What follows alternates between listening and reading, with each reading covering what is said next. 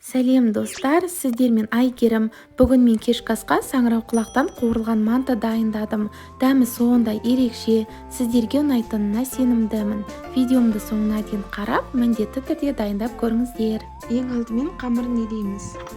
Ол үшін бізге салқындау су қажет, және де осыған жарты ас қасық тұзды салып, кішкене тұзымыз ергенше араластырамыз. Суды ұнымызға қосып отырып, қаттылау қамыр илейміз.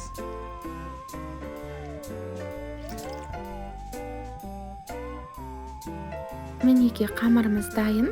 Енді осыны салафанға орап жарты сағатқа тындырып қоямыз.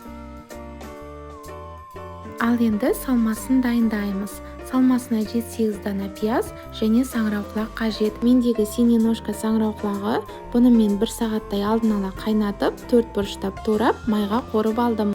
Үстіне пиязды 4 бұрыштап турап саламыз. Әзірге тұзды салмаймыз. Тұзды ертерек салсақ, пияздың суы шығып, салмасы солы болып кетеді. Мінеке қамырдың иі қанып жұмсарды. Қазір осыны жұқалап жайып шығамыз.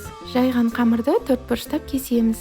Салмасына 2 ас қасық сұйық май, жарты ас қасық тұз, қалауларыңыз бойынша қара бұрыш және де қызыл бұрышты салып, жақсылап араластырамыз.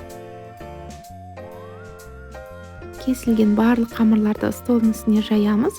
Салмасын теңдей салып, түйіп шығамыз.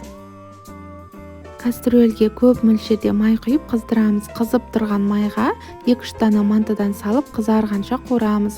Осындай шанышқының көмегімен аударып тұрыңыздар. Сол кезде мантының барлық жағы бірдей қызаратын болады. Мінеке дайын. Енді кепсердің көмегімен майын сорғытып шығарамыз. Барлық мантыларды осылай қуырып шығамыз. Бірден мантаварканың табағына сала береміз. Астын майламаймыз. Мінеке барлық мантыны қуырып алдық. Менде 2 табақ шықты. Қазір осыны 40-45 минут пісіреміз. Мінеке достар, саңырауқұлақтан қуырылған мантымыз пісті. Тарелкаларға салып ұсына берсеңіздер болады. Отбасыларыңызға ұнайтынына сөзсіз сенімдімін. Өте дәмді әрі сочный болып шығады. Рецепт ұнаса каналыма тіркеліп, пікір қалдыруды ұмытпаңыздар.